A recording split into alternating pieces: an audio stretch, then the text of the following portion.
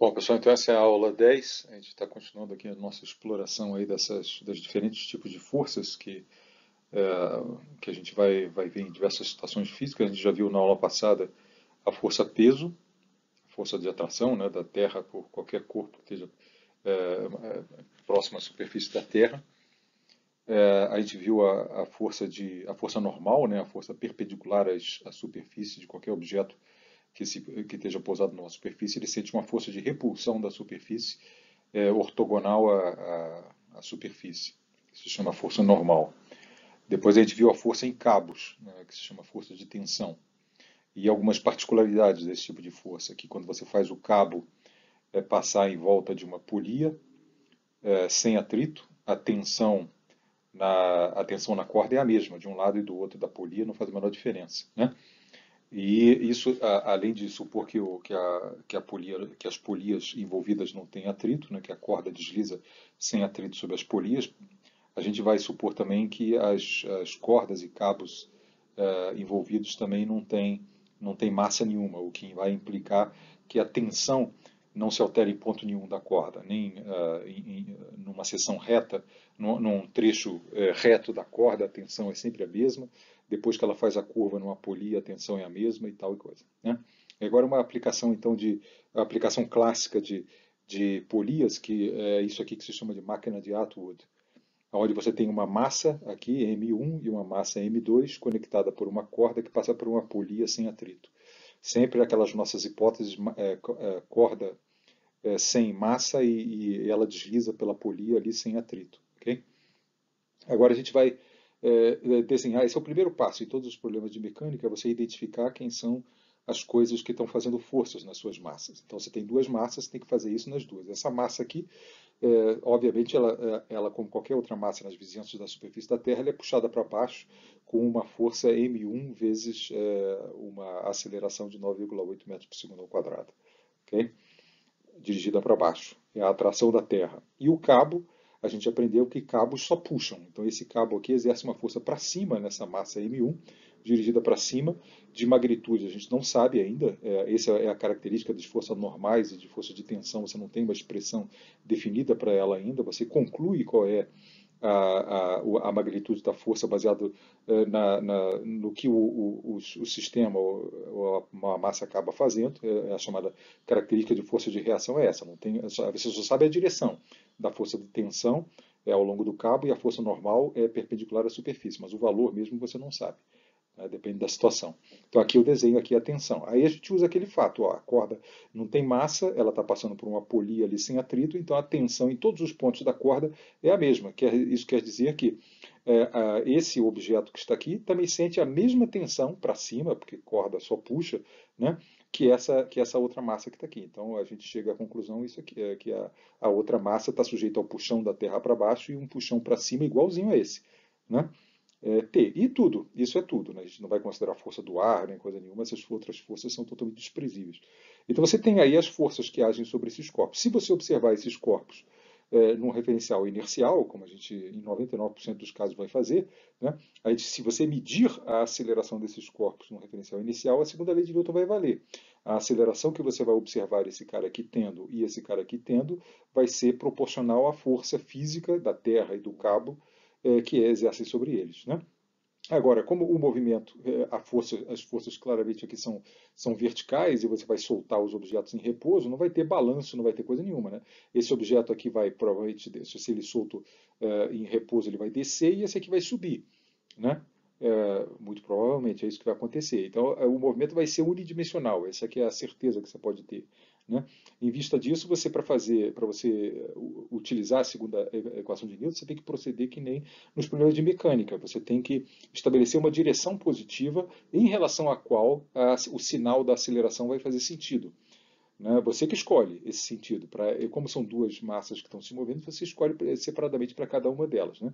Antecipando que essa massa aqui vai descer, eu opto por indicar a direção positiva com a qual medir acelerações para essa massa aqui para baixo, né?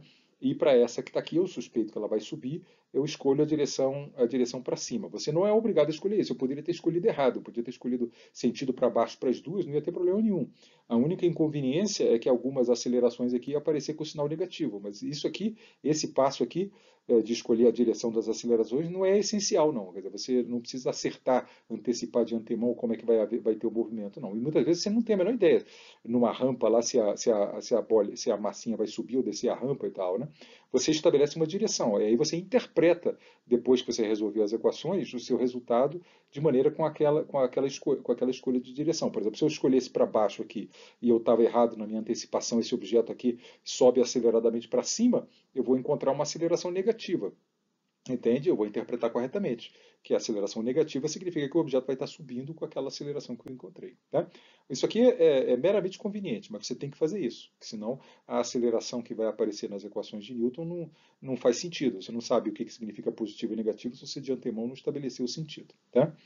Então tá aí, essas são as duas equações, e agora eu escrevo a equação de Newton para essa massa, M1G, escrito um escalar, né? Por que é mais M1G? Porque o puxão da Terra é no mesmo sentido que eu escolhi como positivo. E menos T, porque a tensão é um vetor, né? Ele é um vetor, tecnicamente, né? Mas quando você faz a descrição unidimensional do negócio, ele vira um escalar, né? Mas o T, que é a magnitude desse vetor aqui, a gente vai admitir que é positivo. Então, a orientação do T vai aparecer explicitamente aqui com sinal menos, ok? Porque ele está contrário à direção que eu arbitrei como positiva. Isso aqui tem que ser igual à massa da partícula, que é m1, né, a massa inercial dela, vezes a aceleração que ela tiver, a1. Né? Ok. E a equação de Newton para essa outra massa aqui se escreve T, porque o T aqui está na direção positiva, menos M2G, porque o M2G está apontando para baixo em relação à minha escolha de direção positiva que é para cima, igual a M2A2. A interpretação vai ser assim, ó, se o A1 acabar positivo aqui dessa minha análise, significa que esse objeto está descendo com aceleração A1. Se eu encontrar que esse A2 aqui é positivo, significa que esse objeto aqui vai estar subindo com essa aceleração A2. Essa aqui é a interpretação do sinal do A2 e do A1 por referência à sua escolha de sentidos aqui. Ok?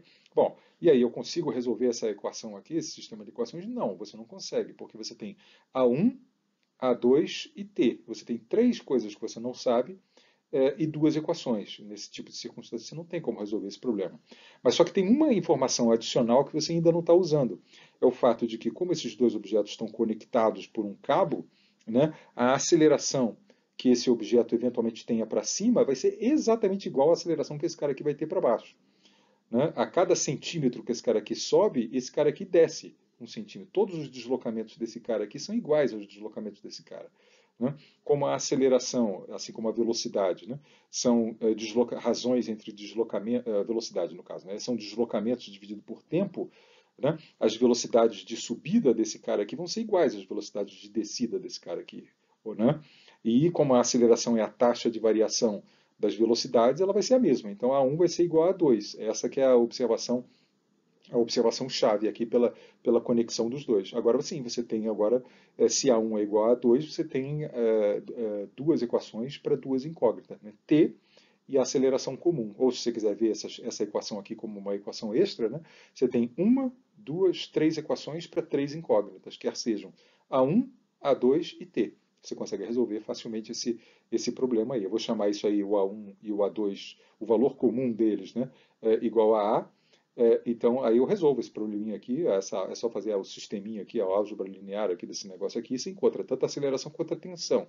A aceleração é a diferença das massas, M1 menos M2, dividido pela soma das massas, dividido por vezes G. Né? E a tensão está aí escrita, 2M1M2 sobre M1 mais M2G. Checa sempre as dimensões aqui, né? Esse lado direito tem que ter dimensão de aceleração, e tem, né? Porque essa razão aqui é quilograma em cima, dividido por quilograma embaixo. Né? Então não tem, é um número puro. Vezes G tem dimensão de aceleração, então está tudo certo. E esse cara aqui é o produto de quilograma ao quadrado sobre quilograma, então é quilograma, né? Vezes metro por segundo ao quadrado, tem dimensão de Newton, que é a dimensão da tensão. Pelo menos no questão de dimensão está certo. A outra análise é a análise da razoabilidade dessas expressões. Você analisando situações limite, por exemplo. Imagina que M1 aqui é 1 tonelada e esse troço aqui é uma bola de gude. Né? M1 é muito, muito, muito maior do que M2. Aí M1 menos M2 é praticamente M1, né? E M1 mais M2 é praticamente M1, né? Isso implica que a aceleração de descida desse cara que está aqui vai ser G e a aceleração de subida desse cara aqui vai ser G. Né? Esse cara aqui vai descer como quem queda livre, porque esse outro peso e contrapeso aqui é totalmente desprezível, né? E aí esse cara vai ser arrastado para cima com a aceleração que ele está sendo arrastado para baixo. Ok? Esse é o fato aqui. E a tensão que acontece nesse extremo, se M1 é muito maior do que M2, M1 mais M2 pode ser substituído por M1. Né? Aí aqui acontece que a tensão é igual a 2 vezes M2G. Isso eu não consigo julgar se isso é razoável ou não é razoável. Né? Ele está dizendo que no limite onde isso aqui é um elefante, isso aqui é uma formiguinha, a tensão aqui nessa corda é 2 vezes o peso da formiguinha. Né? Isso aí é um resultado meio que inesperado, eu não sei julgar se isso é inteiramente razoável. Outro caso aqui que esse sim você sabe julgar se é razoável. Se as duas massas forem iguais, né? 2 quilos e 2 quilos aqui. Né? Aí ele está dizendo que a aceleração vai ser zero. Né? Esses objetos vão estar, se iniciarem parados, vão ficar parados. Eu sei que fica, né? Se você botar equilibrado aqui 1 quilo, deixar parado, ele fica parado. Né? Se esse aqui já estiver descendo com 1 metro por segundo e esse aqui, obviamente, subindo com 1 metro por segundo, eles continuam a fazer isso com 1 metro por segundo. Isso é razoável. Né? Então é isso. A gente encontra aqui a aceleração e a tensão dessa máquina. Então a aceleração, quanto ao sinal, né? A aceleração vai ser positiva se esse cara aqui for maior do que esse. Se o M1 for maior do que o M2, a aceleração vai ser positiva. Quer dizer, esse cara aqui vai descer acelerado, ao passo que esse aqui vai subir com a mesma aceleração, o que é absolutamente razoável. Né? Ao passo que se o M2 aqui for maior do que o M1, aí a aceleração vai ser negativa. O que significa aceleração negativa? Do ponto de vista desse cara, significa que ele vai subir. Do ponto de vista desse cara aqui, significa que ele vai descer. E é exatamente o esperado, né? Se M2 é maior do que M1, esse aqui eu acho que vai descer e aquele ele vai subir. Né? Então o sinal desse troço aqui está razoável. Tá? Então essa expressão aí parece estar correta. Agora vamos. Ah, é bom. E essa outra pergunta aqui, só para fazer uso daquelas coisas de força que a corda faz na polia. Que força é sentida pelo teto? Bom, do ponto de vista da polia, a força que a polia sente devido à corda que está passando através dela, você lembra daquele resultado, né? Você pega o último ponto, a força que a polia sente, que eu estou calculando aqui, né? Pega o último ponto de contato, que é aquele ali mostrado, e esse ponto de contato que é aqui, né? E aí atua nesses pontos aqui com a tensão. A tensão tem uma tensão T para baixo e uma tensão T para baixo. Então, a força efetiva que todo o empurrãozinho para baixo que a corda faz em toda essa região que está aqui mostrada, né, onde a corda está em contato com a polia, que empurra a polia para baixo, ela é, conforme aquela nossa análise da aula passada, igual a um T para baixo e outro T para baixo, igual a 2T para baixo. Né? Então a polia sente uma força 2 vezes esse valor aqui dirigida para baixo, né? Que é a força que o teto sente para baixo também. Né? Ok. Então, esse é o resumo da história. Né? Esse objeto aqui ele desce com a aceleração A e esse aqui sobe com a mesma aceleração A dada por essa coisa que está aqui. Agora vamos fazer um experimento aqui, porque em seguida tem um filmezinho que mostra exatamente isso. Suponha que eu solto isso aqui é o chão, né? Esse cara aqui está apoiado no chão, eu solto o sistema, esse aqui é mais pesado do que esse, tá? Eu solto o sistema parado, com esse aqui a 1 metro do chão. Tá? O que vai acontecer? Esse cara aqui vai executar um movimento uniformemente variado para baixo, né, com essa aceleração, tá certo? Com velocidade inicial zero, porque eu soltei ele parado. Né? Então eu consigo prever quanto tempo leva para ele chegar no chão, que é obviamente o mesmo tempo que leva para esse cara aqui chegar e subir ali. Né? Então vamos ver quanto tempo leva para ele chegar no chão. Suponha aqui que as massas são muito próximas aqui, 560 gramas, tá? E 550 gramas. Esses valores aqui eu tomo do experimento que o cara vai fazer em seguida. Né? E aí o G eu vou usar no 9,8. Quando você bota esses valores aqui, ó, 560 gramas, 550 gramas, 560, 550, você chega à conclusão que a aceleração com que esse cara aqui vai descer é muito menor do que 9,8. Né? Como as massas são tão parecidas ali, né?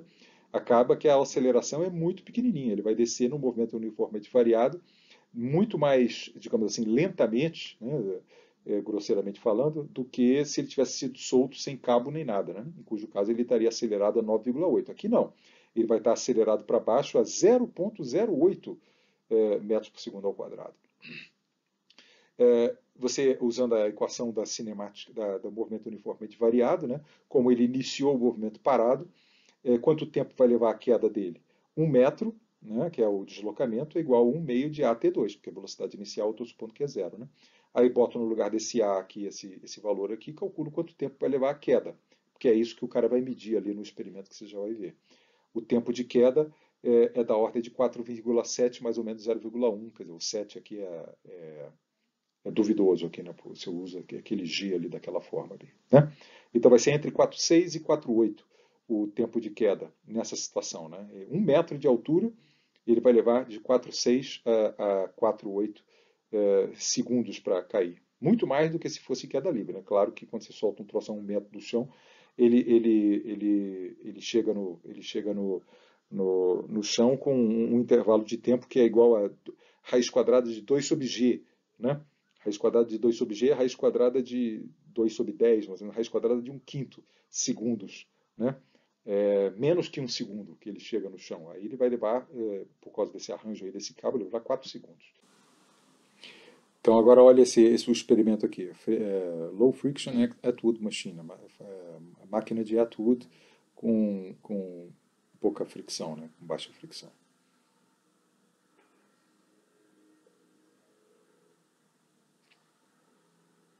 Então tá aqui, ó, só para você se localizar aqui, né, só para chamar, aqui ó, esse é o pezinho de 560 gramas, esse outro pezinho aqui que está pousado sobre a mesa é 550 gramas, ele já vai dizer os valores, e observa que esse bichinho aqui vai ser solto a 1 metro da mesa, tá? Ele vai descer exatamente como eu coloquei ali o valor, ele vai descer 1 metro da mesa, esse aqui vai subir 1 metro e esse aqui vai descer 1 metro, tá? E esse cronômetro aqui vai medir o tempo de queda, que a gente está prevendo ser 4,7 segundos mais ou menos, né? Ok.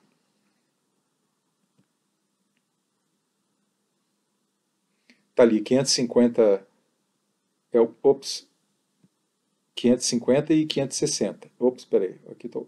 tá, desculpa, eu falei o contrário, né? Esse aqui é o 560, esse é o 550. Ele ainda vai armar o negócio. E a cordinha, que mal dá para ver aqui, passa ali por cima dessa polia e desce.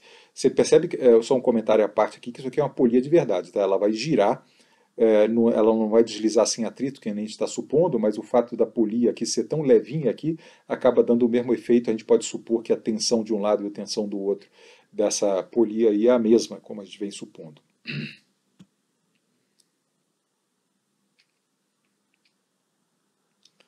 Olha lá, o que ele vai botar mais leve para baixo e a de 560 vai ficar para cima, exatamente como a gente botou lá no nosso sistema. Ele está descendo, ó.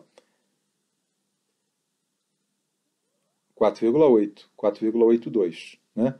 Houve um certo balanço ali das coisas, ele vai repetir o experimento, agora ela vai subir e descer mais na vertical, né? 4,79, né? Esse foi a nossa predição ali, era entre 4,6 e 4,7, né? Então é isso, tá aí, a máquina de Atwood. Esse arranjo aqui, se as duas massas são muito próximas aqui, os movimentos de queda livre ficam incrivelmente reduzidos, né? Digamos assim, a aceleração para baixo ou para cima, no caso da outra massa, né? Pode se tornar muito, muito, muito menor do que G, né? E aí você vê o movimento de queda acelerado bem, bem, bem devagarzinho. Para que serve de fato a máquina de Atwood, eu confesso que eu não sei. Mas é um exemplo clássico aí de sistema de cordas e polias.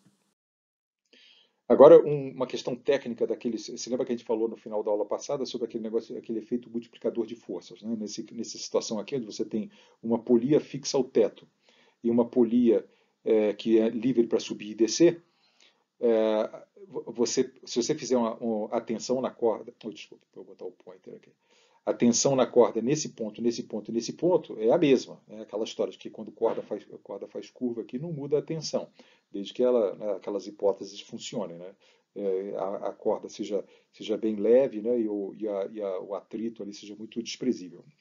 Bom, aí como é que a gente concluiu que isso aqui, a tensão desse lado e desse lado aqui, ou na verdade a tensão na corda toda era W sobre 2. A gente concluiu por conta do que eu disse que estaria acontecendo. Eu estou puxando esse cara aqui de tal maneira que esse bicho está subindo com velocidade constante. Se ele está subindo com velocidade constante, a soma de forças sobre ele tem que ser zero. A Terra está puxando ele para baixo com W, então essa corda tem que estar puxando ele, né? Está de fato puxando ele com T e essa outra puxando com T, então cada T tem que ser W sobre 2. É assim que você conclui que a tensão na corda tem que ser W sobre 2 nesse caso. Mas isso a gente já discutiu. Agora, o que eu vou comentar aqui é sobre o deslocamento envolvendo polias móveis. Isso aqui parece ser a descoberta do século. Né? Porra, você pode suspender um troço aqui de 100 newtons fazendo uma força de 50 newtons, é maravilhoso. É verdade. E é mesmo assim que acontece. Mas só que tem um porém. O porém é que para cada metro que você quiser fazer esse W subir, você vai ter que puxar a corda por 2 metros. Né? Como é que eu mostro isso para você? Como é que eu te convenço de que é isso que acontece? Esse é o aspectozinho sutil aqui dessa história. Imagina que eu descia, que eu segurei o cabo aqui, desci ele daqui até aqui. Agora eu vou tentar prever o que aconteceu aqui com a polia, mostrar para vocês que ela subiu, na verdade, não L, mas ela subiu L sobre 2. Né? É isso, bom, é isso aqui que acontece, né? L sobre 2. O argumento é. Deixa eu ver se eu fiz o desenho aqui. Não, o argumento é assim. Tem que imaginar aqui a situação. Né? Quando esse cabo aqui desce de L, né, essa extensão daqui até aqui aumentou de L. Né? Como a extensão do cabo verde vai desde essa ponta dessa seta até lá em cima é imutável, né? Se esse comprimentozinho aqui desse lado aumentou de L, que eu estou dizendo que aconteceu, né? Essa extensão e essa extensão aqui tem que ter sido reduzida ao total de L, né? Porque esse aumento da corda aqui de tamanho L veio às expensas da diminuição desse comprimento e da diminuição desse comprimento.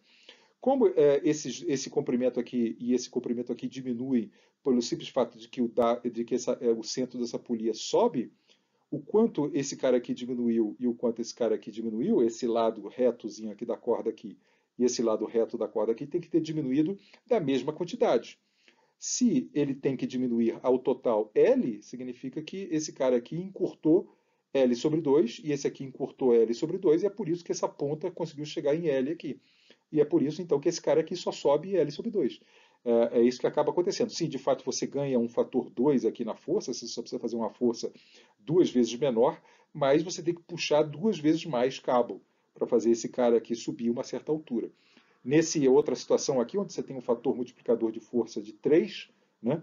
Lembra que eu ensinei a você como é que você vê isso facilmente? É só ver aqui o seu peso aqui, quantos cabos, digamos assim, verticais estão presos a ele. Tem esse aqui e esse aqui, né? São 3 cabos. Então, cada um deles é a mesma tensão que acontece em todos os pontos do cabo, aqui, aqui, aqui e aqui, é tudo a mesma tensão, né? Então, tem que ser W sobre 3, que é a tensão comum no cabo. Então, aqui você faz esse fator de multiplicação 3. Você consegue fazendo um troço de 900 newtons, basta fazer uma força de 300 newtons, que esse objeto de 900 newtons, de peso 900 newtons, vai subir com velocidade constante. Mas o preço que você tem que pagar por isso é que para subir 1 metro aqui, você tem que puxar essa corda por 3 metros. Né? Esse é o que acontece. Para você descer essa ponta aqui de L, esse L que está aqui tem que vir às expensas do encolhimento, digamos assim, desse trecho de L sobre 3. Né? Esse cara que está aqui vai subir, não de L, ele não vai daqui para cá, né? Quando essa ponta vai daqui para cá, ele vai subir só L sobre 3. Né? É isso que acontece.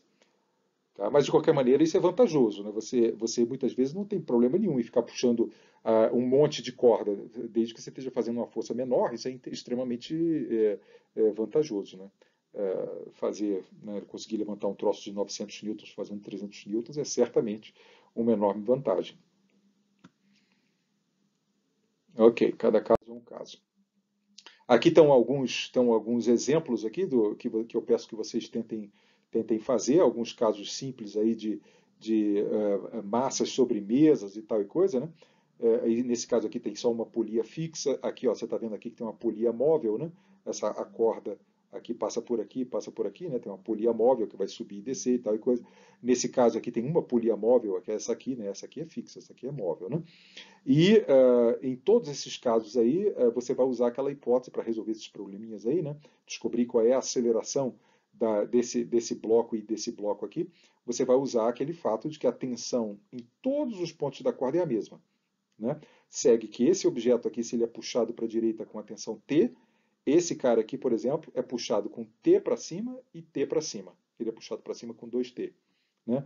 Esse caso aqui, se a tensão na corda é T, esse cara aqui é puxado para a direita com T e esse aqui é puxado para cima com T. Tá certo? E nesse outro caso aqui, ó, são duas cordas aqui, né? Tem essa corda que está aqui, né?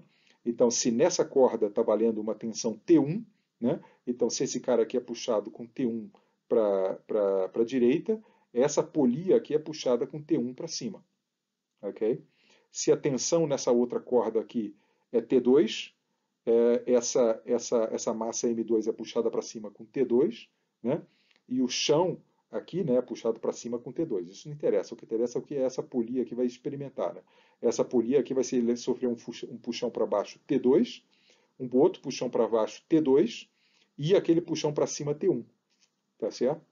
Essa que é a jogada aqui de todos esses problemas aqui. E aí você vai resolver aí, olha lá o deslocamento da massa M1 e o deslocamento da massa M2. Eles são iguais. Né? O quanto esse cara aqui se desloca, se ele se desloca 1 centímetro, esse aqui se desloca 1 centímetro também. Essa é uma outra observação chave para resolver esses problemas aqui. Nesse caso aqui é assim que funciona. Aqui, como é que será que é a relação entre a aceleração, o deslocamento do M1 e o deslocamento do M2, que vai te revelar a relação entre a aceleração do bloco 1 e a aceleração do bloco 2. Vamos ver. Bom, e aí, desculpe, quando você resolve essas equações de Newton aqui, veja se você consegue obter isso, que a aceleração que esse bloco aqui ganha para a direita é dada por essa expressão que está aqui. Né? Esse é o mais facilzinho. Aí, nesse outro caso aqui, você observa, é uma observação chave para você resolver o problema, perceber que cada centímetro que esse cara aqui se desloca para a direita, esse bloco M2 aqui se desloca metade para baixo. Né? Se esse desloca 1 centímetro, esse aqui só desce meio centímetro. Tá? Então significa que a aceleração A1 é o dobro da aceleração A2. Enquanto aqui a aceleração do A1 é igual à aceleração do A2, aqui ele é o dobro. Né? Porque a cada centímetro que ele se desloca, esse cara aqui só desce meio centímetro. Tá certo? Aí quando você leva isso em conta, você encontra essa expressão aí da aceleração do bloco 1. Né? E aqui nesse outro caso aqui, vamos ver como é nesse outro caso aqui, para cada deslocamento de 1 centímetro do bloco M1, o que acontece com o bloco M2 aqui? Toda vez que esse cara aqui desce 1 centímetro, essa polia aqui desce 1 centímetro também. Né? Essa polia é igualzinha ao M2 ali. Né? Deslocou 1 centímetro para a direita, esse centro aqui desloca 1 centímetro para baixo. Mas o que o M2 faz quando esse cara aqui desce de 1 centímetro? Ele se desloca 2 centímetros, nesse caso que está aqui. Né? Quando esse cara aqui se desloca 1 centímetro, o M2 desloca 2 centímetros. Você vai ter que pensar aqui um pouquinho para se convencer disso. Então, a aceleração A1 aqui, nesse caso, é metade da aceleração do A2. Né? E aí você vai encontrar essa expressão aí do A1. Tenta fazer esses probleminhas aí. Qualquer coisa, me pergunta. Ó, aqui é o caso 3 em detalhe aqui. Então, esse aqui é a massa M2 que está presa lá naquela polia móvel e essa polia móvel aqui está presa por um cabo até a massa M1 lá em cima. E aqui está o deslocamento que a massa M2 experimenta quando a polia desce de uma certa altura. Então está aqui, ó, a polia desceu ΔX1, o que é a expressão do fato de que a massa M1 lá em cima da mesa se deslocou ΔX1 para a direita. Né? Como ela está rigidamente conectada ao centro dessa polia aqui, essa polia desce de ΔX1. Bom, e aí o que aconteceu com a massa M2 do ponto de vista vertical? Por que ela desceu? De quanto que a massa M2 desceu? Ela desceu dessa quantidade, né? A distância do topo, né? A posição do topo antes e a posição do topo depois é ΔX2. Esse ΔX2 é que eu disse para vocês que é 2 vezes ΔX1. Né? Né? Como é que eu convenço vocês que esse deslocamento da massa M2 vertical é o dobro do deslocamento da polia e, portanto, é o dobro do deslocamento da massa M1? Eu argumento assim dessa forma, que preste atenção aqui no tamanho dessa corda. O tamanho dessa corda é inalterado, né? É um certo número de centímetros. Né? Então, isso aqui mais esse comprimento aqui tem que ser igual a esse comprimento aqui mais esse comprimento aqui, porque é a mesma corda. Né? O tamanho desse comprimento, esse comprimento desde esse ponto até a base, é ΔX1 menor do que essa distância daqui até aqui. para o comprimento da corda ser o mesmo, então isso implica que a distância daqui até aqui tem que ser ΔX1 maior do que era, né? Esse comprimento aqui é ΔX1 menor do que esse comprimento que está aqui. Assim como esse comprimento que está aqui é ΔX1 menor do que era, né? De tal forma que o tamanho da corda permanece o mesmo. Mas a posição vertical da massa M2 não é simplesmente a distância daqui até aqui, né?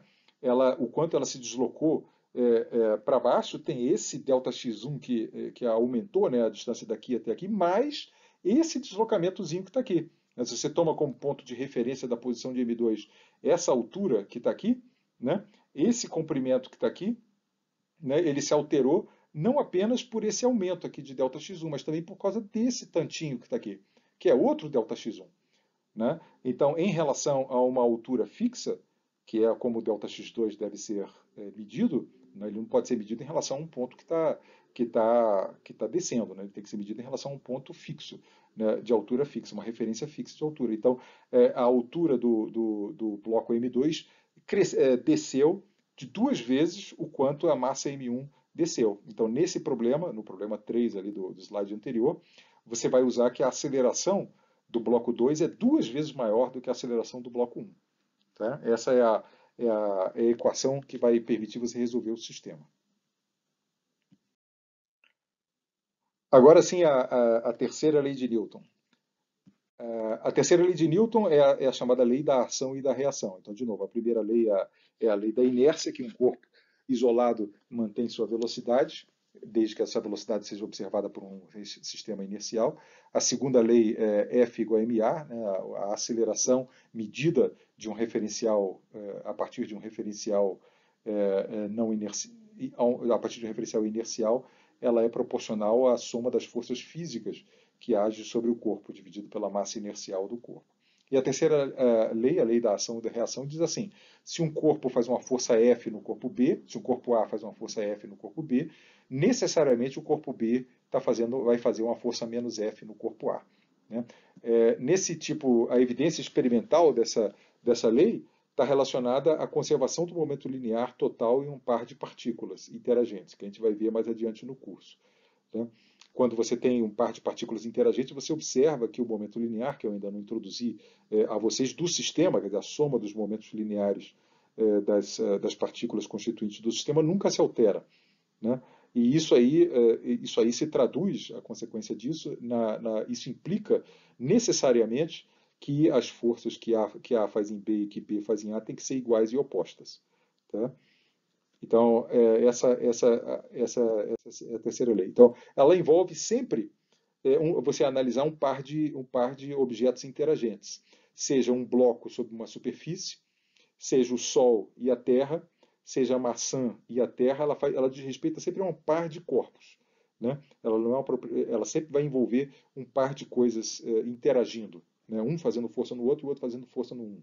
Tá certo? Então, se o objeto, o O, que é o objeto, faz essa força no chão para baixo, porque ele está apoiado no chão, necessariamente o chão faz uma força no objeto para cima. Essa força aqui é o que a gente chamou na aula passada de normal. Tá? Então, se você bota um bloco aqui e ele sente uma força de repulsão do chão para cima, pode ficar certo que o chão está sentindo uma força de repulsão para baixo também. O chão está sendo empurrado para baixo. Aqui o Sol e a Terra ali. Se o Sol exerce uma atração sobre a Terra, pode ficar certo que a Terra também exerce uma atração sobre o Sol. Igualzinha, mesma magnitude. Essa força aqui e essa força aqui. Vetores de mesma extensão. Tá? Mesmo valor em newtons, só que apontam em sentidos opostos. Tá? O fato de que a força que o Sol faz na Terra é na direção do Sol e não oposta ao Sol é uma propriedade da gravidade. A gravidade é atrativa. Né? Então a Terra é atraída pelo Sol e, similarmente, o Sol é atraído pela Terra. Tá certo? E a maçã e a Terra. A maçã sofre uma força, essa é a força que a Terra faz sobre a maçã, dirigida para baixo, é o que a gente chama do peso da maçã, mas pode ficar certa que a maçã também puxa a Terra para cima. Essa é a força que a maçã faz na Terra. Esses são os chamados pares, ação e reação. Um exemplo de todos os problemas que eventualmente utilizar a lei da ação e da reação vai ter mais de um corpo interagindo, né? Para você poder usar a lei da ação e reação. Sempre que você tiver uma partícula sujeita a um bando de força, você não tem como usar a lei da ação e reação. Só quando você tem mais de uma partícula interagindo é que a lei da ação e da reação se faz presente. Então, aquele é esse problema aqui. Você tem um conjunto de elos aqui, três elos de corrente. O de cima está puxado para cima com uma força F, e ele pergunta qual é a aceleração do conjunto e quais são as forças entre os elos, né? Então tem três elos aqui, 1, 2 e 3, eles estão em contato, né? O elo 1 está em contato com o elo 2, então tem uma força de repulsão ali, uma força normal, né? Entre o 1 e o 2, entre o 1 e o 2 e entre o 2 e o 3. É isso que ele quer saber, a força entre os elos são essas forças que estão aí, né? Então eu vou dirigir o meu eixo positivo para cima, para exprimir as forças como um sinal. Forças positivas estão ao longo dessa direção, forças negativas opostas a essa direção. A equação de Newton do primeiro elo, se a massa dos elos é m, se escreve assim: a força F para cima, né, que ele está sentindo, para cima, possivelmente porque eu estou segurando ele aqui, empurrando ele para cima, é a força que eu estou fazendo, por exemplo, no elo de cima, né? Exclusivamente no elo de cima que essa força está sendo feita, não é nos outros elos não, né? Ele não quer dizer que eles não estão sentindo essa força, eles vão sentir, mas a força de fato está sendo está atuando na massa M1. Essa é a força F, a força mg é a Terra que está fazendo, porque o sinal menos, porque a Terra puxa esse elo para baixo, e a força que 2 faz em 1, essa que é a anotação, né, a mesma do slide precedente, é quem causa a força e quem sofre a força. A força que o elo 2 faz no elo 1 é, segundo o sinal aqui está indicado, para baixo. E de fato é para baixo. Né? O elo 2 aqui está puxando o elo 1, a repulsão de contato entre os dois elos, né, faz com que o elo 1 esteja sendo puxado para baixo. Né? Então por isso o sinal menos aqui. Tá? O elo 2, com as suas forças que eles estão sujeitos, ele está sujeito a uma força, o 2 está sujeito a uma força causada pelo elo de cima. O que, que o elo de cima faz? Ele empurra o elo 2 para cima. Por isso que ela entra positivamente aqui. A Terra puxa o elo 2 para baixo, por isso o sinal negativo. E o elo 3, puxa o elo 2 para baixo, por isso o sinal menos aqui. Força que o 3 faz no 2. E a soma dessas três forças aqui tem que ser igual à massa do elo, que é a mesma dos três elos, né? Vezes a aceleração. E por que eu estou usando que essa aceleração é igual a essa? Porque eles estão em contatos. Né? Quando eles subirem, certamente eles vão subir, né? Nesse caso aqui, desde que essa força aqui seja o suficiente, né? Eles vão subir juntos. Né? Então, o quanto o elo 1 sobe é o quanto o elo 2 sobe, então as acelerações são todas iguais. Tá? E a equação de Newton do terceiro elo está aqui escrita. A força que o 3 sofre devido ao 2, o elo 2 passa por baixo ali do elo 3 e puxa ele para cima. Né? Então ela entra positivamente. E a Terra puxa ele para baixo. Isso aqui é igual a MA. Então aqui você percebe que tem como eu descobrir a aceleração do conjunto, essa é a incógnita aqui, o A que eu quero descobrir. Né? Mas esse F21 e o F12 eu não sei quem é, tanto ele está perguntando ali. Né? E o F32 e o F23 eu não sei. Mas supondo conhecido o F, eu digo assim, o F igual a, sei lá, 10 newtons. Né? Suponha que esse F é conhecido. Esse mg é conhecido, esse mg é conhecido. Então você tem três equações, né, para quantas incógnitas? O A é uma incógnita, o F21 é uma incógnita e o F32 é uma incógnita. Eu consigo resolver tanto para o A quanto para o F21 ou para o F32 em termos daquele F que está ali. Né? A lei da ação e da reação entra de que maneira? Na verdade, eu acabei de usar, né? No fato de que o F21, a força que o 2 faz no 1, e a força que o 1 faz no 2, um é o negativo do outro. Né? Se isso aqui é 1 newton, essa coisa aqui é 1 newton também. Essas duas forças aqui são iguais em magnitude. O sinal dela já está explícito aqui no sinal. Né? E essa força aqui, a magnitude da força que o 3 faz no 2 e que o 2 faz no 3 é a mesma. Isso é a terceira lei de Newton. Saber que esse número que entra aqui é igual a esse é a expressão da terceira lei de Newton.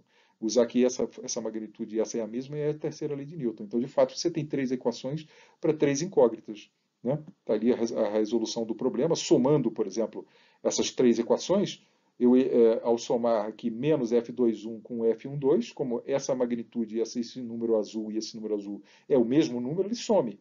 Quando eu somo esse com esse número aqui e esse aqui também some, eu concluo que F menos 3mg, por que menos 3mg? Aqui, ó, quando eu somei as três equações, eu tenho menos mg, menos mg, menos mg. Está aqui, menos 3mg. E soma desses três números dá 3ma. Eu concluo que a aceleração que o grupo de elos aqui experimenta é F dividido por 3m menos g.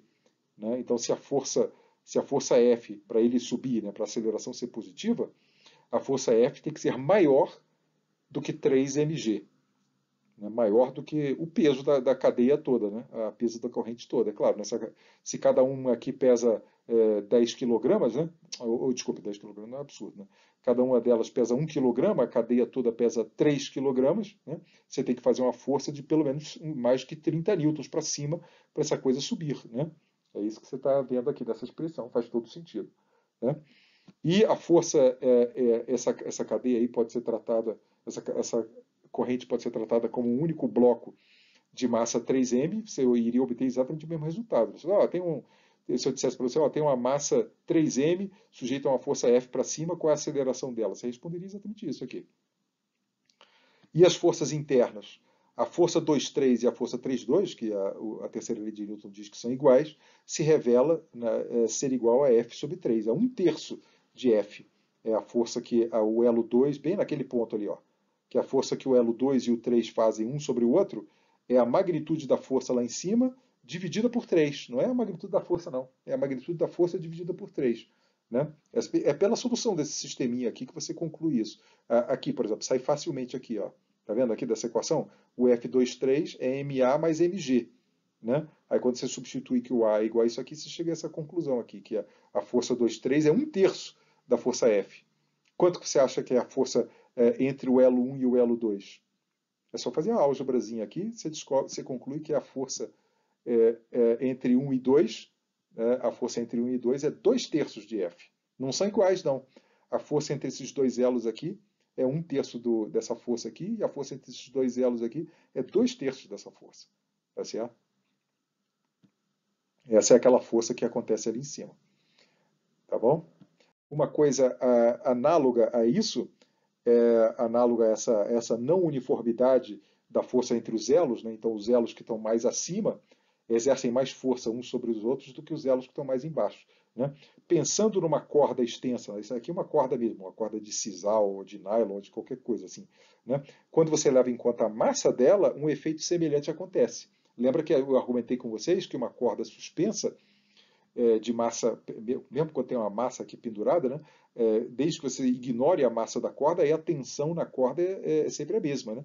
Mas quando você considera a massa da corda, como a maioria das cordas tem efetivamente massa, né, imagina um cabo de aço, você não tem a menor razão para ignorar, né, a massa do cabo. Então a consequência desse fato é que a tensão na corda não é homogênea. Veja só aqui uma corda suspensa. Nem vou botar uma massa aqui pendurada. Ela está simplesmente suspensa pelo próprio peso dela. Né? Mas é um troço de aço. Tá? Não vou considerar que é um troço levinho, não. Ok, agora considere aqui um ponto X aqui, ali na corda. Qual é a tensão? Um ponto X e um ponto L menos X ali em cima. Né? L é o comprimento total da corda. Né? Se esse comprimento é X, ali em cima é L menos X. A corda é caracterizada, o material da corda tem uma propriedade que se chama densidade linear de massa, quer dizer, quanto que ela tem de massa por cada comprimento dela. Isso depende do material dela. Né? Uma corda de nylon, cada centímetro de uma corda de nylon tem um peso ridículo, tem uma massa ridícula. Agora, cada centímetro de uma corda de aço tem uma massa muito maior. Né? Isso é que se chama da densidade linear do cabo ou da corda, né? Uma propriedade do material da qual ela é feita. Então a massa desse comprimento X é essa propriedade da corda vezes o comprimento X. Isso aqui é a massa desse comprimento daqui até aqui. E isso que eu escrevi aqui é obviamente o peso desse segmento aqui X. Né? Esse peso aqui, esse segmento está sendo puxado para baixo pela Terra por isso aqui, né? Por essa coisa. Como é que ele está caindo? Porra, ele não está caindo porque ele está preso ao resto da corda. O resto da corda faz uma força compensatória para cima, que é o que a gente chama da tensão. A tensão naquele ponto, exatamente naquele ponto marcado, tem que ser necessariamente μ vezes x vezes g. para que esse objeto esteja fazendo o que eu estou vendo que ele está fazendo. Ele está parado e não está acelerando, né? Então é isso que acontece. A tensão nesse ponto é μ vezes x vezes g. Perceba, esse é o ponto aqui do argumento. Quando você leva em conta a densidade linear de massa do material, você percebe que a tensão depende do ponto onde você se encontra. Se o x aqui é pequenininho, aí essa tensão é bem modesta. A tensão na corda, bem aqui embaixo da corda, é bem pequenininha. Mas se eu levo em conta um ponto lá em cima, na corda, a tensão é bem grande. Isso implica que a tensão numa corda onde a massa é relevante, não é uniforme. A tensão ali embaixo é pequenininha, aqui em cima já é maior, ali em cima tem que ser maior, ali em cima é maior. Né? Aquela nossa hipótese de que a tensão é sempre a mesma numa corda é oriunda da nossa hipótese simplificadora de que eu estou desprezando a massa das cordas. Numa corda real, a tensão não é homogênea, não. Tá? Quando ela está suspensa. Tá certo? Olha aqui, ó, e se a corda estiver em queda livre, o que, que você acha? Isso é uma pergunta aqui à parte, né? Se a corda estiver em queda livre, o que, que você acha que, como é que funciona? O que, que você acha que a tensão se modifica em relação a esse argumento? Como é que o argumento se modifica? Pensa sobre isso aqui. Perceba que é, bom, enfim, pensa aí sobre esse argumento aí, tenta refazer esse argumento, levando em conta agora que esse trecho aqui, em queda livre, ele estaria acelerado para baixo com aceleração g. Né? A força de tensão para cima e a força peso da Terra, elas não teriam que se compensar nesse caso. Tá? Olha, uma coisa análoga a esse efeito da tensão variável é o que acontece quando você pega essas molinhas de brinquedo, que se chama mola Slink, e suspende ela num ponto. Aí você percebe claramente que a mola está mais esticada no topo do que abaixo. Está vendo ali? Ó? Olha a separação dos elos lá em cima e a separação pequenininha ali embaixo. Isso aqui é análogo, não é exatamente semelhante, é análogo ao fato de que numa corda massiva a tensão aqui embaixo é menor do que a tensão lá em cima. De fato, numa mola Slink, aguarde a explicação disso aí daqui a algumas aulas.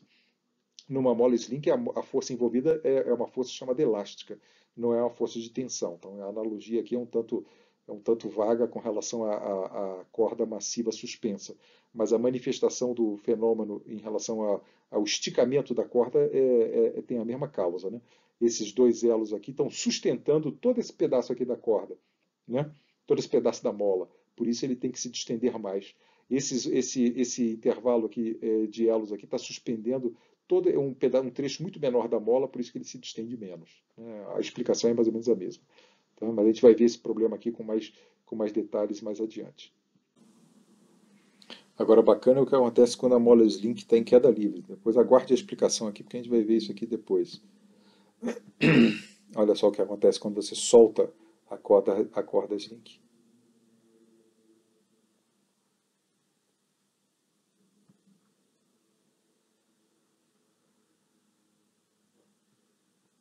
Aguarde a explicação daqui a algumas aulas.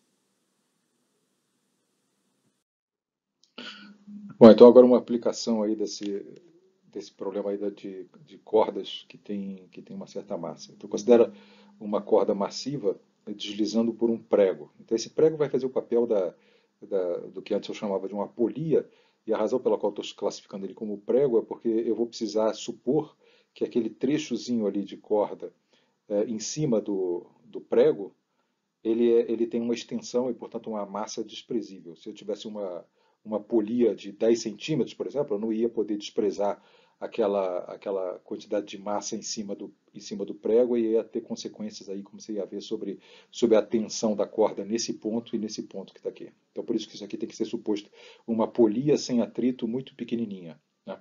Ou um prego. Né? Então está aqui, a situação, a sua corda aqui tem um comprimento L menos, tem um comprimento L, né? Então, esse trecho aqui do lado direito tem um comprimento X, isso aqui tem um comprimento L menos X. Se fosse um troço assimétrico, como está mostrado aqui, claramente você sabe de experiência que essa coisa aqui escorrega para cá, né?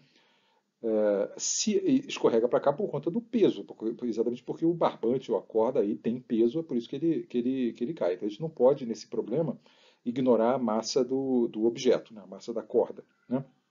Então vamos ver como é que a gente faria aqui esse problema aqui para tentar prever qual é o comportamento dessa corda aí. Primeiro as forças, né? Como todo problema de mecânica, você tem que descobrir quem é que está fazendo força aí nos diferentes componentes do seu sistema. O primeiro componente do meu sistema, inspirado lá pela máquina de Atwood, vai ser esse trecho vertical da corda aqui, e depois esse trecho vertical da corda aqui do outro lado. Esse trecho vertical que vai daqui até ali, ele tem uma extensão L menos X e tem uma massa que é igual à massa linear, a quantidade de massa por unidade de comprimento, né, do material da corda, vezes a extensão do comprimento. Isso aqui é a massa desse trechinho que está aqui, vezes G, a força que a Terra puxa ele para baixo. Similarmente, esse outro trecho aqui de comprimento x, de extensão x, tem massa μ vezes x, e essa aqui é a força que a Terra faz para baixo nele. Além disso, esse trecho que está aqui, ele por conta desse resto da corda que está aqui, ele faz uma força, o resto da corda faz uma força sobre ele para cima, né, que cordas só puxam, cordas não empurram, né? Então, esse trecho de corda aqui, ele mesmo está conectado a uma corda. Então, ele é puxado naquela direção, ali para cima. Similarmente, esse trecho de corda que está aqui, como ele está conectado a esse resto de corda que está aqui, ele é puxado para cima. Porque esse trecho de corda, assim como qualquer corda, só puxa, né? Qualquer coisa que esteja a ele conectada. Então, esse trechozinho aqui é puxado para baixo pela terra e para cima pelo resto da corda. E, similarmente, esse trecho aqui é puxado para baixo pela terra e para cima pela corda.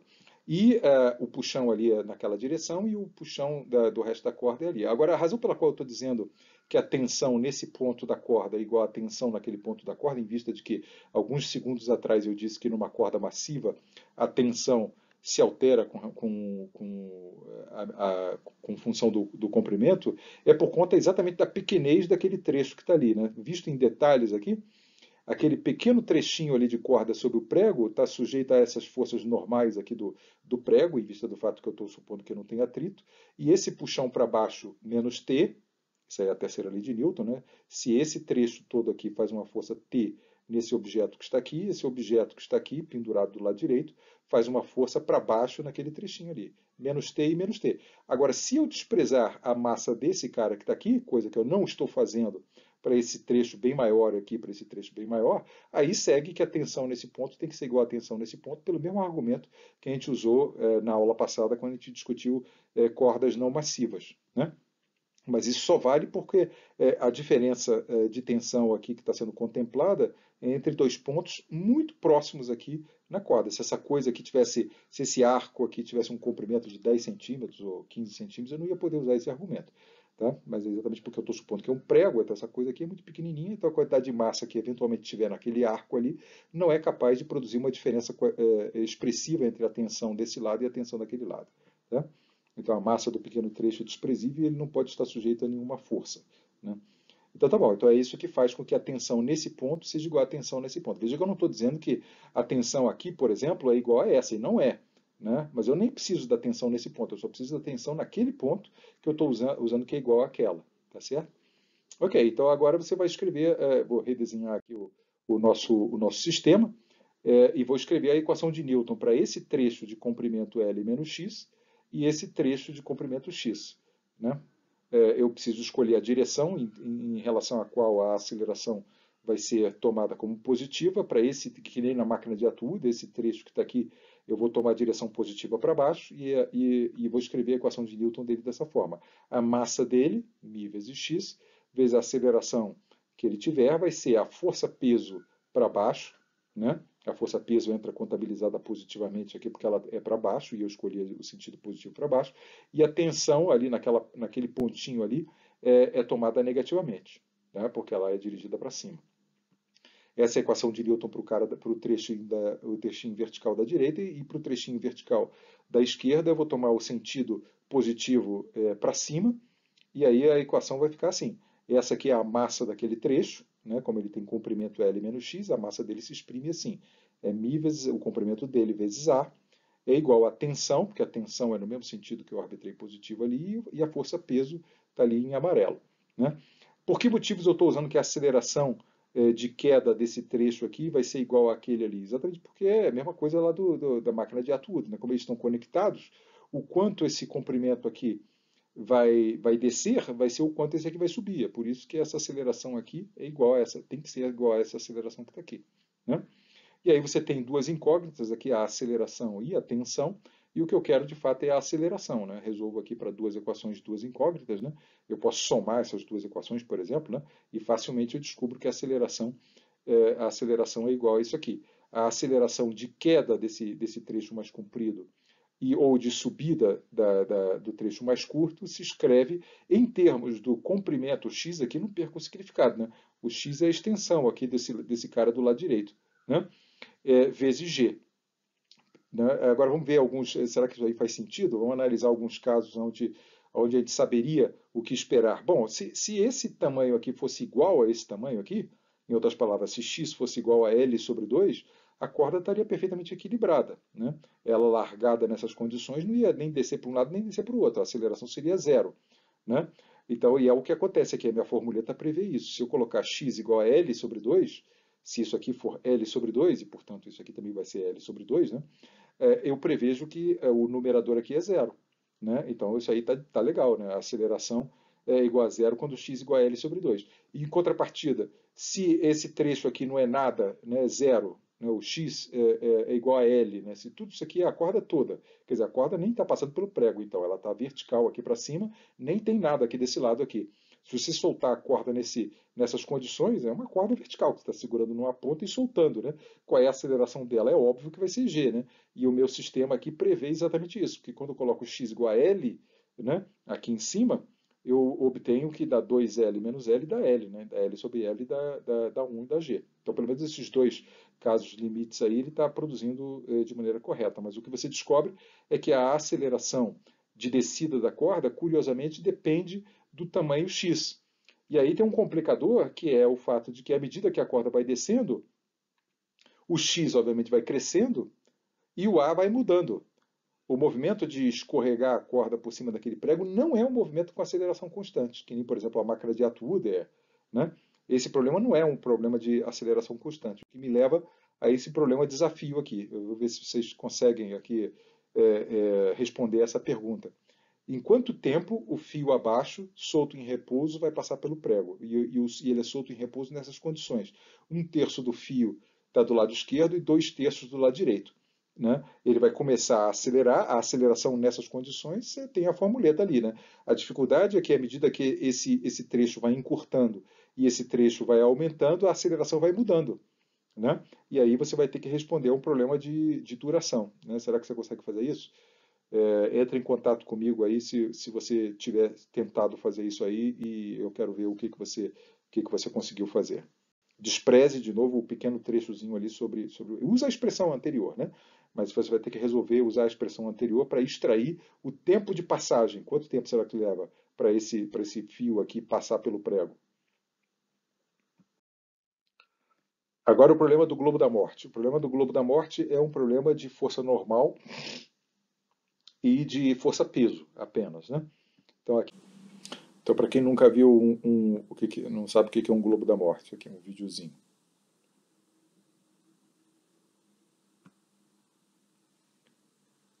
O globo da morte é o nome que se dá a essa coisa, que essa estrutura aqui, o sujeito com a motocicleta ali consegue ficar de cabeça para baixo lá em cima, né? Olha lá, tá vendo?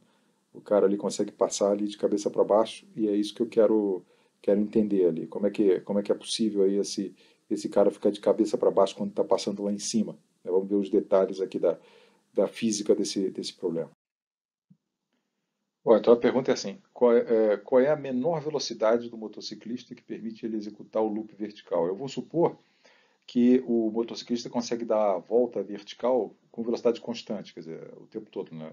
com a mesma velocidade em qualquer ponto aqui. Então, de maneira que eu posso usar o fato de que ele está de fato executando um movimento circular uniforme na vertical, ok? Tá bom. Então, essa é a velocidade do motociclista lá no topo, né? Porque ele está descrevendo uma órbita circular e a velocidade é tangente ao corpo, né? E quais são as forças que estão agindo sobre ele ali em cima? Bom, como é um movimento circular uniforme, bom, primeiro tem a Terra, né, puxando ele para baixo, verticalmente para baixo. A força que o piso está fazendo sobre a moto é meio incerta. Que tem a força normal, certamente tem, isso sempre tem.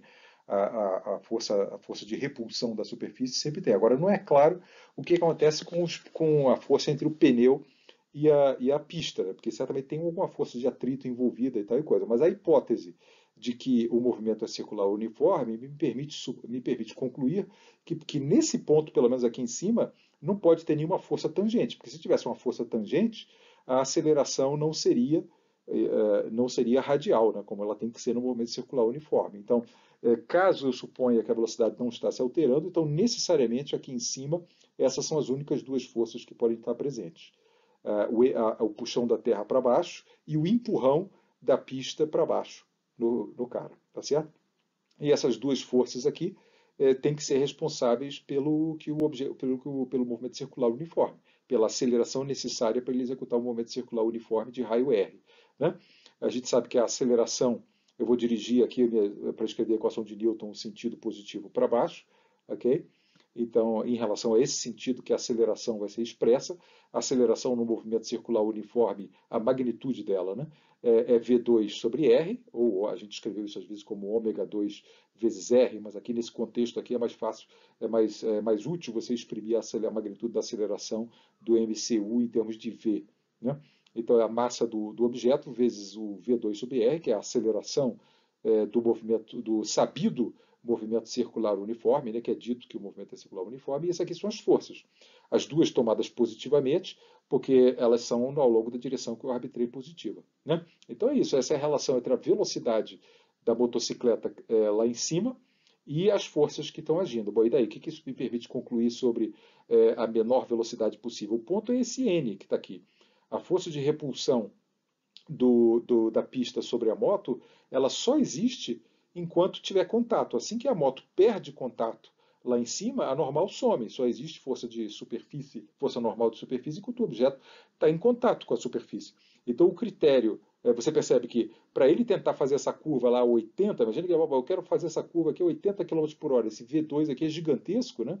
Você vai ter uma força normal de repulsão enorme para poder possibilitar que esse lado direito seja igual a esse. Mas à medida que a velocidade se diminui, agora eu vou tentar fazer a curva a 40 km por hora, a 20 km por hora. Com esse V2 aqui diminuindo, você vê que o mg é inegociável. Isso aqui é o valor do peso da moto e do ciclista. Né?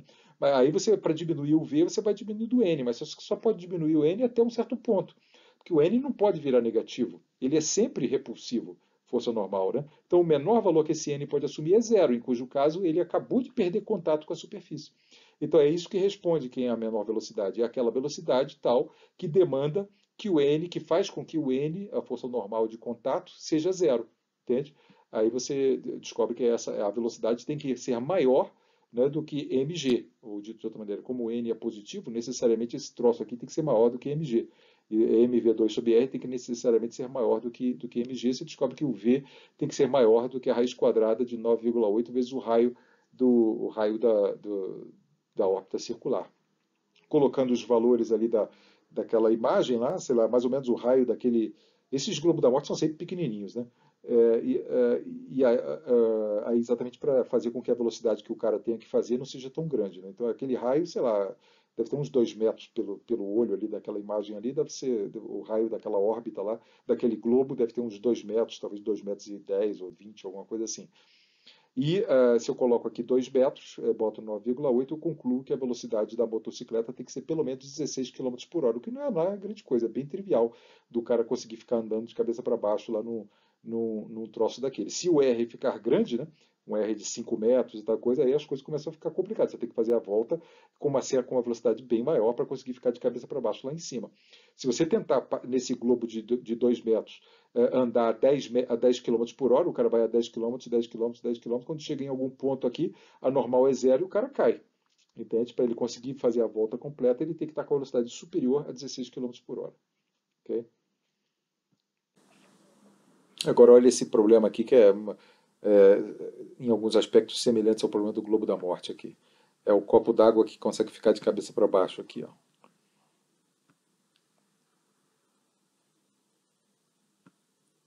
Então o cara tem um troço aí, uma plataforma presa num cabinho ali, ele bota 3 copos, enche de água e vai botar esse negócio aí para girar num círculo vertical. Tá?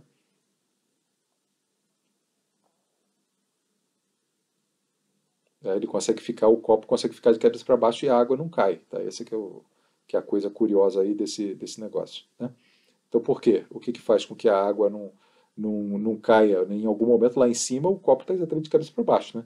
E a água não cai de jeito nenhum.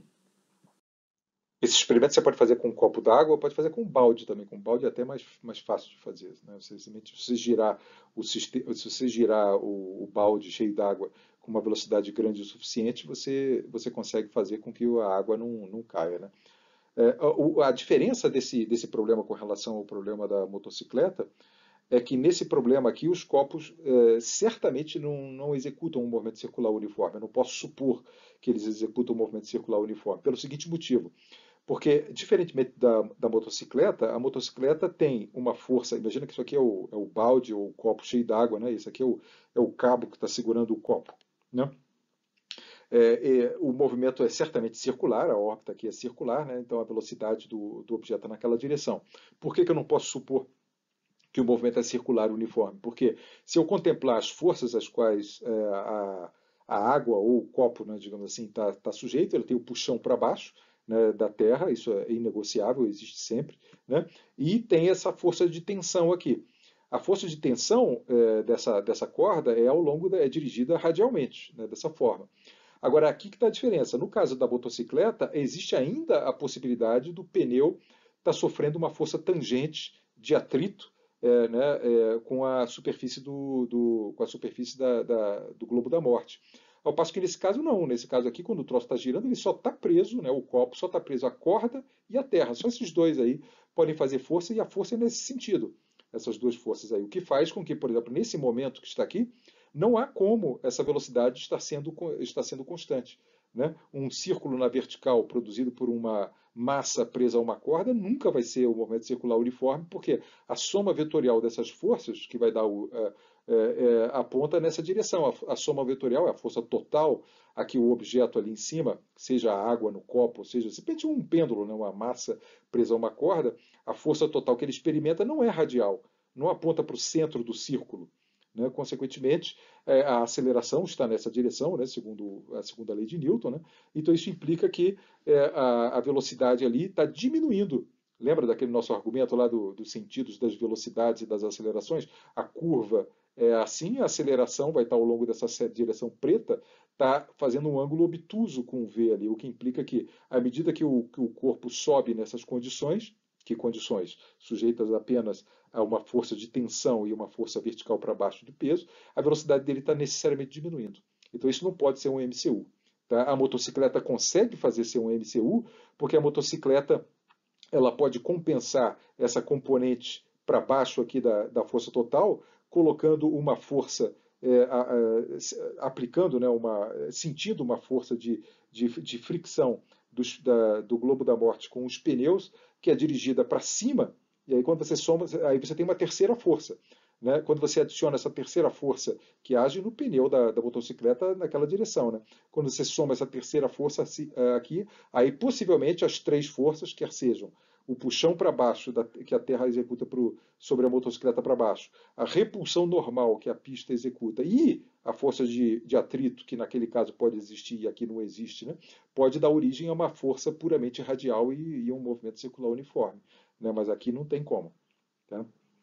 Ok, então no caso da água, se você estiver pensando exatamente na água, no copo, a água obviamente não está presa ao cabo, né? Então a força, o que eu chamei de força de tensão aqui, pensando mais assim na plataforma, né, que está sujeita à força do cabo, né, a força de tensão é substituída pela normal. Né? A água dentro do copo só está sujeita à força de repulsão do fundo do copo, que é uma força normal, e à força da terra para baixo. Né? Ignorando ali as forças das laterais do copo, enfim. Tá? Para efeitos do argumento aqui, você pode simplesmente pensar que a água está sujeita apenas a uma força normal e a força peso. E ela não está executando, assim como o copo também, e a plataforma também, não está executando o movimento circular. A velocidade no topo está lá marcada. A pergunta é, para a água permanecer no copo, exatamente no topo, exatamente no topo, as duas forças T e mg são verticais. E o argumento da Globo da Morte funciona apesar do movimento não ser um circular uniforme, porque exatamente no topo eu tenho garantias de que as forças são estritamente radiais. Né? Então, no trechinho ali muito próximo do topo, a velocidade praticamente não se altera.